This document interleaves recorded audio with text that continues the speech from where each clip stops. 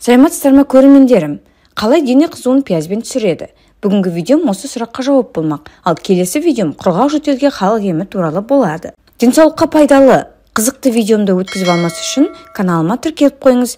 Бұрынғы уақытта әжелеріміз бен аналарымыз денсаулыққа ненің пайдалы екенін білетіндіктен табиғи өнімдерді көбірек тұтынғанымызды қалайтын. Ол өнімдердің бірі пияз. Пияз созылмалы ауруларды да емдейді. Бірінші, пияз дене қызуын түсіреді. Әсіресе балалардың денсаулығына пайдасы мол. Егер дене қызуыңыз көтеріліп тұрса, пиязды кесіп алма қышқылына салыңыз. Артынша бірнеше тілімін құлағыңыздың үстіне, нәскеңіздің ішіне салып қойыңыз. Осылайша денеңіздің қызуы жылдам түседі. Екінші пайдалану тәсілі баланың ыстығы көтеріліп жатыр делік. Бір пиязды алып қабығын аршымай екіге бөлеміз. Дене қызуы көтерілген баланың табанына 2 жарты пиязды қабығын сыртқа қаратып, жабыстырып, шұлығын кигізіп қоясыз. Нәтижесі бірден көрінеді. Баланың қызуы түскен кезде пияз қарайып кетеді, немесе солады. Осы әдісті мен ұйқысыздық кезінде қолдандым. Бұрын ұйқым дұрыс болмай, ұйқысыздық болып, түнімен ұйқым бірнеше рет бөлініп, таңертең тұрғанда шаршап оянатын едім.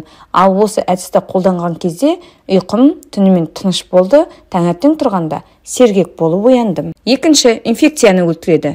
Ең алдымен пияз пастасын дайындау қажет. Ол үшін нанның үстіне сүтті қайнатып құйыңыз, бетіне пиязды үккіштен өткізіп салыңыз. Артынша жараңыздың үстіне жағыңыз. 2-2,5 сағат тұрса жеткілікті. Бұл рәсімді инфекция толығымен залалсыздандырылғанша қайталауыңызға болады. Үшінші, қанды тоқтатады. Бір жеріңізді өткір затпен тіліп алсаңыз, сол жерге дереу пиязды дәкеге орап қойыңыз. Тыртық қалмау үшін рәсімді бірнеше рет қайталауыңызға болады. Төртінші, күйікті емдейді. Күнге қатты күйсеңіз, теріңіздің үстіне пияз қойыңыз. 2 минут жеткілікті болады. Мұнымен қатар күйген жерге жұмыртқаның ағуызын жақсаңыз, тыртық қалмайды.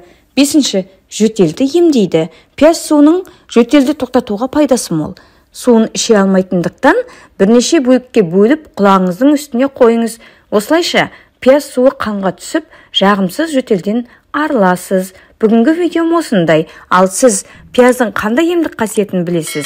Пікір бөліміне жаза кетіңіз. Бүгінгі видеом ұнаса, лайк басып пікір жазуды және достарыңызбен бөлісуді ұмытпаңыз. Келесі видеоға дейін сау болыңыздар.